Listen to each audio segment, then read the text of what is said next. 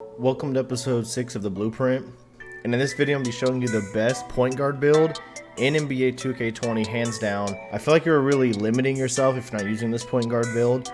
Overall, this point guard build can do everything. It can finish, it can shoot, it can dribble. With that said, let's get into the build.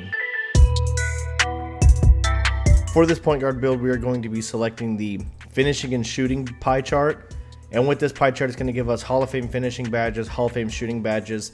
And if you watch my last video on how to make the best shooting guard build, you're going to see very similar things happening with this build, but there are definite tweaks to this that we will make, and I'll have full explanations why. But this is definitely going to be very similar to the last video I made, and so if you haven't seen that one, check that one out. So we are going to be, like I said, picking the finishing and shooting pie chart. For the physical profile on this point guard, we're going to be selecting full agility. We need as much speed as we can get, just overall just to move around quickly. And defensively, and so if you look at all the last Blueprint episodes, which is episode 2 through 6 now, we have created every position and what I feel is the best player at each position. So we have center, power forward, lock, shooting guard, and now point guard.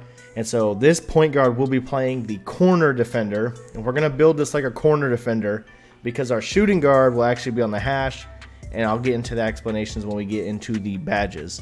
So you'll be selecting the agility pie chart here to give us the best speed. For the attributes, we're going to be putting close shot to 90, driving layup to 87, driving dunk to an 82, standing dunk to a 35, mid-range shot to an 81, three-point shot to an 80, free throw to an 88, post fade to an 89. For playmaking, pass accuracy to an 82, ball handling to an 82, and post moves to a 42. For defense, we're going to be putting perimeter defense to a 75, lateral quickness to a 72, steal to a 77, and your defensive rebound to a 63. And so if you look over here, our badge upgrades end up being 16 finishing, 21 shooting, 14 playmaking, and 6 defensive badges. So we'll get into the badge setup later, but this is the ideal setup for your point guard. This is going to give you a really great ability to shoot, but we wanted 21 because we wanted one badge in particular to add to our other badges. Like in the last video on the shooting guard, very similar shooting badges that I'll be showing you, but there's one badge that we needed to just have, and we can kind of tweak some things around. For playmaking as well, there's a lot of tweaks that we can make. I'll get into all the badges here in a little bit. For your body shape, I always go defined, and so I'll be selecting defined here. For your height, so if you remember in the shooting guard build, we did a different height than what we're going to select here. So we're actually going to be selecting the 6'4" height. And so what this means is, if you team this build up with our lock that we created, which is a play lock, the play lock has floor general, which will boost all of our attributes as well, but this build is really required to get to a 99 in order to get the boost in ball handling. So here in a little bit we'll look at wingspan, which we're going to boost our ball handling there. But as of right now, this build will not be able to speed boost unless you get it to a 99, and then we'll have speed boosting ability. This is definitely like an in-game build, but once you get it to that point, this is the absolute best guard build in the game. The height is right, the finishing, the shooting, your playmaking ability, and I'll get into some of the badges on why. For the weight, we're going to be putting it to minimum weight, and this is just to boost our acceleration, make us quicker, going to give us a little better lateral quickness. We don't lose really anything, some strength, but overall we're really not going to need strength. We'll have some badges that we'll put on if you do play corner defender on how to help that. For your wingspan, so this is where we are going to gain back some ball handling in order for us to speed boost. So we're going to go minimum wingspan. And if you watch the last video, again, I'm going to keep touching on our shooting guard build is very similar. Having both of these builds on the court together is very hard to guard because either of these two can take over a game. So I really recommend, this is really for pro-am teams. If you've watched all my build videos, if you put these 5 builds out on the court, I truly think just for the power of each build, you're going to be hard to beat. Of course, you got to be good at what you do. But we're going to go to the lowest wingspan. We're going to gain a boost in 3-point shooting, gain a much needed boost in ball handling. So now at a 99, we are in speed boosting range. And with our play lock on the floor with floor general, we can raise ball handling by buying boost as well. We can also raise our shooting by buying boost.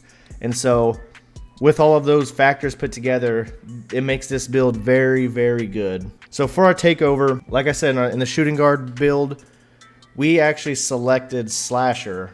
And the slashing badge is just very difficult to defend. The animations really carry a lot of stuff. But for your point guard, you are actually going to be selecting the playmaker badge. And this is why. So with the Slasher badge, a lot of times you're going to find yourself getting double teamed. Everyone's dropping and jumping at you. It actually makes it a little harder to score when you get that badge. Whereas with playmaking, this badge will actually make defenders leave you. And here's what I mean by that. So with a playmaking badge, we know it boosts everyone's shooting ability when they catch the ball. Your dribbles are faster, everything. So now let's say you get into a 5-out ISO, or you're in the pick and roll.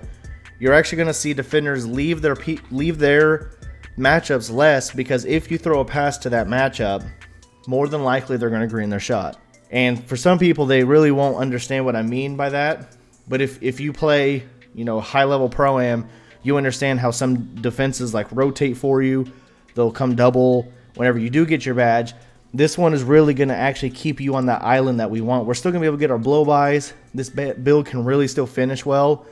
But I truly feel for your point guard, having this playmaking badge makes you super lethal with throwing passes to your teammates and them hitting every shot with this badge, and for you just to be able to still ISO and attack a defender one-on-one. For the finishing badges on this point guard build, we're going to be putting Contact Finisher Hall of Fame, Giant Slayer Hall of Fame, Fancy Footwork Hall of Fame, and Slithery Finisher Hall of Fame. These I truly feel are the 4 best finishing badges to have on this guard. Slithery Finisher is going to, we're not going to have as many bump animations on this, maybe a few more blow-bys. The hop step in this game is amazing for guards, and so Fancy Footwork is going to let us just glide right through bigs or even lockdowns. And of course, Giant Slayer and Contact Finisher work, so if we do have to go against, centers and bigger opponents, which pretty much everyone's going to be bigger than you, these badges all work really well together just to attack the lane from anywhere. So for the shooting badges, this is where I'm going to touch on a little bit different things. And so you'll see here in a second. It's really just one badge, but we can make it a little more different than our last build that we made. So we're still going to go with Hall of Fame Deadeye, Hall of Fame Hot Zone Hunter, Hall of Fame Range Extender, Hall of Fame Quick Draw, and Hall of Fame Green Machine. For the one badge left, we're actually going to put it on Deep Fades. And even then, you could take one of these badges down and add it into Deep Fades. And so if you were to do that, this is what I recommend. And so why do we want Deep Fades? So if anyone has seen, fades and hooks in 2K20 are very difficult to guard.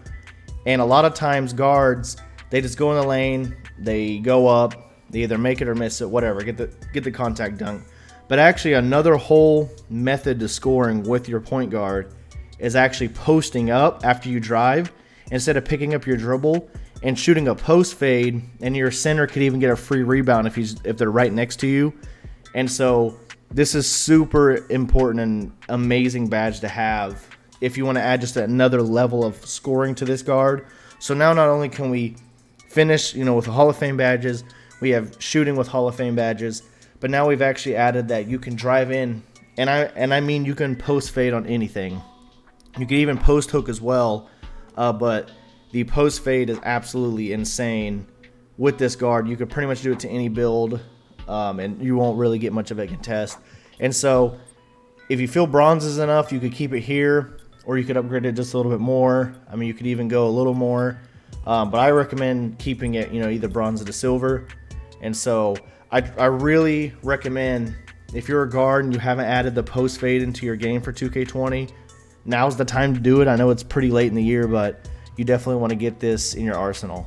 For playmaking, we're going to go Gold Dimer, Gold Handle for Days, Gold Quick First Step, Gold Tight Handles. And for these next two badges, it all depends on the guard. So I'll go Bronze Unpluckable and Bronze Needle Threader, or I would go Bronze Unpluckable and Bronze Bailout. I feel like these two badges are the ones that you could kind of select on your own. But for me, I'm going to go Needle Threader. So with Bronze Unpluckable, some players really feel like the Unpluckable badge is no different at the bronze level than it is at the gold level or Hall of Fame level, because most steals on ball are animation driven, and most of the time, like, this badge even still doesn't even stop a lot of those animations. But if you truly feel like you're getting ripped more, 100% take it off and put this up to silver, or maybe even try to figure out a way to get it to gold. But I truly feel like if you're protecting the ball well, you're not, putting yourself in blitz situations, that Bronze Unpluckable is enough. The Needle Threader is just going to help you get passes through lanes to all your players. So like we talked about earlier, adding the playmaking takeover, Needle Threader is just going to help you, get the passes where they need to be if someone, drops or a passing lane, things like that. And so this overall, I feel like, is the best playmaking setup. But again, you can change the Needle Threader and Unpluckable a little bit. For defensive badges, like I said earlier, I'm creating this guard to play corner on defense. So how it would look is, with all the builds that we've created, your shooting guard would be on hash, your lock would be on ball, your center would be in the paint, and your power forward would be in the other corner. So this build and these badges are only for a corner defender. If you're a hash defender with this build, I recommend going to the shooting guard build I made. That one is for like hash defenders or wing defenders. And so being a corner build, I'm going to explain each of these badges thoroughly. That way everyone understands my thinking and my logic behind each one. So we're going to go bronze box. I would even consider putting it to silver. We're going to start with bronze and we'll talk through it. Then I would go off-ball pest bronze, interceptor bronze, clamps bronze, and then intimidator and chase down artist. So a lot of people are going to think that this is madness. They're bronze badges, they're not any good. Overall, this is going to allow us to do what we have to do to help our team out. We're not going to be a monster corner defender. What our job completely is to block out the offensive player in our corner, to swing if we have to, which is what our interceptor badge is going to help us with. If we have to drop and get down, an interceptor is going to help us get a steal. If for some reason we get beat, chase down artist can help us get a block, or you can completely take chase down artist off, add it to intimidator, add it to box. You can even add it to clamps, but I've gotten good animations on drops if I do get beat, and sometimes you'll get a block from behind. Clamps. So if you get ISO'd out of the corner, clamps, of course, just going to keep them in front of you. It's going to give you a better chance to defend them. Overall, you are a little shorter, but you should be defending the opposite team's lock in the corner in competitive Pro-Am. So to be honest, the player in front of you probably has really good shooting or finishing abilities, right? So overall, if they do have good finishing, we want to be able to keep them in front of us, but this clamp badge should be enough. And again, if you don't like chase down artist, maybe someone's beating you out of the corner, or you feel like you need a little bit better corner defense, feel free. I think chase down artist is the playable badge here that you can add wherever you think it needs to be.